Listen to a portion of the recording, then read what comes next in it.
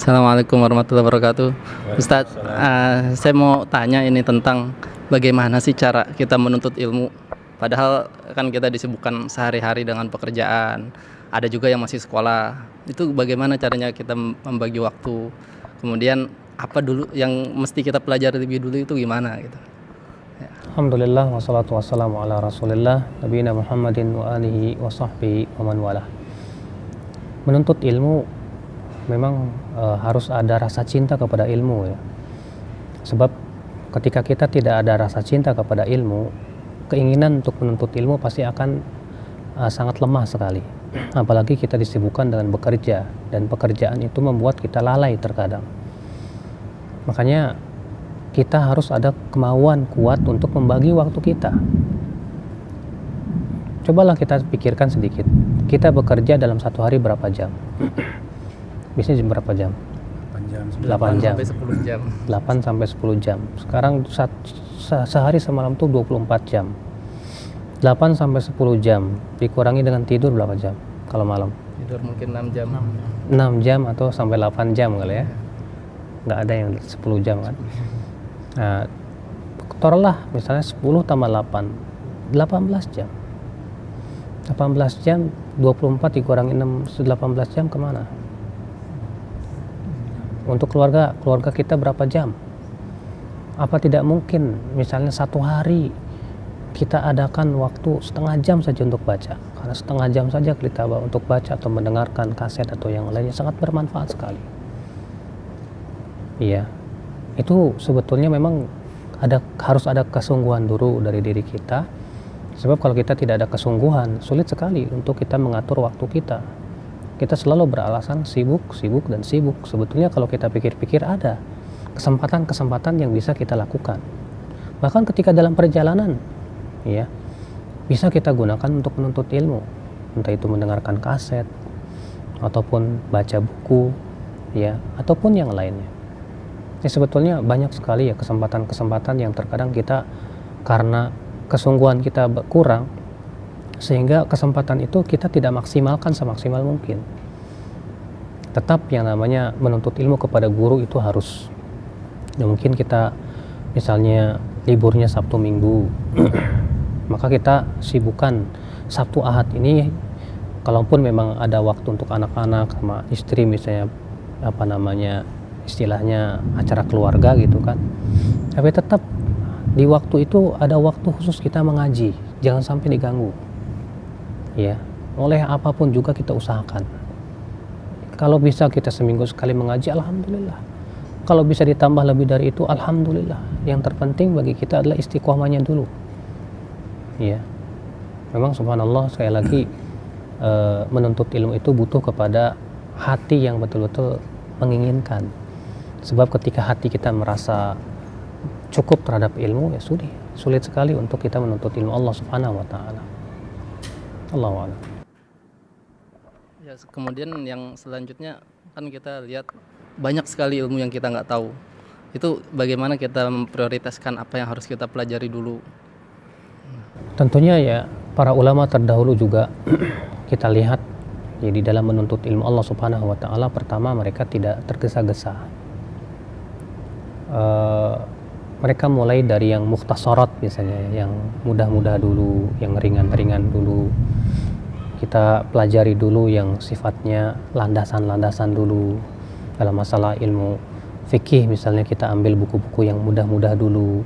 Kemudian kita kuasai, kita pelajari satu persatu sampai selesai. Naik lagi ke buku yang lainnya. Kan itu tata cara belajar yang telah dilakukan oleh para ulama dari semenjak zaman ke zaman, dan itu hasilnya luar biasa. Makanya Imam Nawawi mengingatkan dalam kitab Al-Adhkar, ya, beliau berkata, "Akhi, lan tanalal ilm illa bisittah."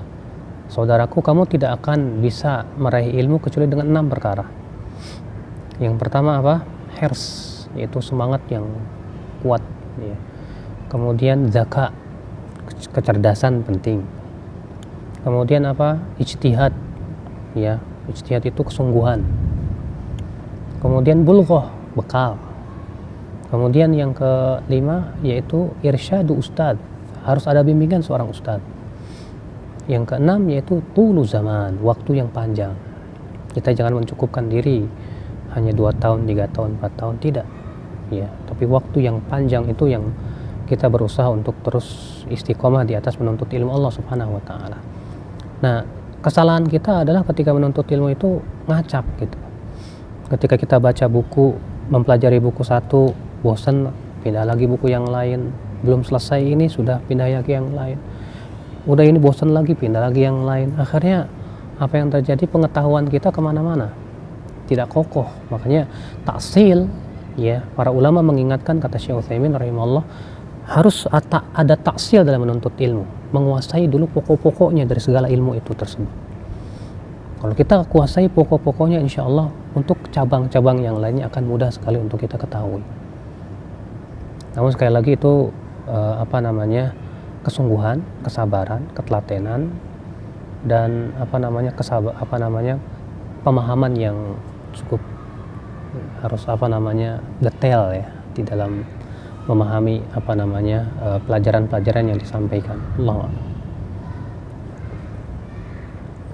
Kemudian melanjutkan ke yang tadi itu, jadi misalkan kitab akidah, kitab apa yang Ustaz nasihatkan kita pertama kali baca, begitu juga kitab fikih. Untuk kitab akidah yang paling bagus tentang tauhid yaitu al-usulu tsalatsa. Kemudian setelahnya kasyfus syubuhat misalnya. Kemudian kita pelajari kitabut tauhid. Lalu kita pelajari syarah akidah Tahawiyah. Itu sudah termasuk buku sulit itu ya. Tapi sedikit demi sedikit kita pelajari ya.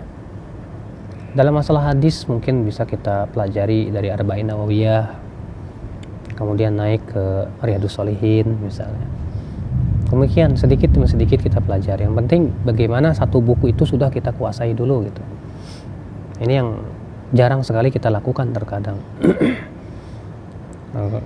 Dalam masalah fikih kita ambil buku-buku yang mukhtasarat kayak Al-Wajiz misalnya. Al-Wajiz fi Fiqhus Sunnah wal Kitabil Aziz yang ditulis oleh Abdul Azim Al-Badawi itu ya, dari satu bab per bab. Makanya kata Al-Hasan Al-Basri, la an a'lama baban min abwabil fiqh. Aku menguasai satu bab fikih lalu aku ajarkan kepada orang lain, itu lebih aku sukai daripada berinfak dengan harta seluruh dunia. Iya. Ini memberikan kepada kita gambaran bahwa kita jangan sampai pindah ke bab berikutnya kalau kita belum menguasai bab tersebut. Satu bab kita kuasai, pindah lagi ke bab lagi, kita kuasai lagi. Terkadang kita ada ketergesa-gesaan. Karena ini kita sudah merasa pernah belajar, langsung mau bab yang tinggi. Nah ini sebetulnya kurang bagus. Karena terkadang kita merasa sudah pernah belajar, tapi kita tidak kuasai kan gitu. Dalilnya aja nggak hafal. Ini sebuah kesalahan. Tentunya kita berusaha untuk menuntut ilmu memang seperti yang sudah saya sebutkan tadi, butuh kesabaran dan ketelatenan ya. Allahu a'lam. Ya, mungkin pertanyaan terakhir dari saya tentang nasihat Ustadz terhadap penuntut ilmu pemula seperti kita, karena ya di sini dan di banyak tempat kita dapati banyak penuntut ilmu yang disibukkan oleh gila wakol, kemudian kadang mencari aib orang lain dan yang semisalnya itu. Bagaimana Ustaz? Ya itu memang penyakit di zaman sekarang di mana mereka disibukkan dengan hal-hal yang menyibukkan mereka dari ilmu. Karena Syekh Ibrahim Ar-Ruhaili mengingatkan bahwa syaitan tidak akan ridho seseorang berada di atas ilmu, di jalan ilmu. Berbagai macam cara digunakan oleh syaitan bagaimana untuk menghalang-halangi seseorang dari ilmu. Di antaranya dengan cara seperti tadi, seseorang misalnya masuk dalam ranah jarh wa ta'dil, lalu kemudian memposisikan diri bagaikan imam jarh wa ta'dil. Padahal siapa dia? Sibuk dia membicarakan aib fulan, wala falan, wa'alan. Akhirnya apa yang terjadi? Setan berhasil untuk yang pertama menghalangi dia dari ilmu yang bermanfaat. Yang kedua, berhasil pula syaitan untuk menumbuhkan benih permusuhan di antara para thalabatul ilm. Sehingga akhirnya keberhasilan yang ketiga dari syaitan adalah orang-orang awam semakin lari dari dakwah yang hak. Akhirnya apa? Kita telah membantu syaitan untuk supaya orang lari dari kebenaran. Nah, inilah memang kenyataan ya. Terkadang kita lebih asyik ketika membicarakan fulan wa allan, fulan wa allan. Padahal ulama jarh wa ta'dil di zaman dahulu saja ya memberikan syarat bahwa orang yang menjarah itu hanya harus memenuhi syarat-syarat. Di antaranya wara' dan ketakwaan, rasa takut kepada Allah yang luar biasa. Ya, sementara kita tidak ada rasa takut kepada Allah. Terkadang kita masalah-masalah yang sifatnya ijtihadiyah dianggap sebagai masalah pokok. Ini semua ya akhi, ittaqillah. Lebih baik kita sibukkan dengan hal-hal yang lebih besar. Berapa banyak ilmu yang belum kita kuasai. Sahih Bukhari saja belum kita pernah pelajari, sudah kita sibuk dengan perkara seperti itu.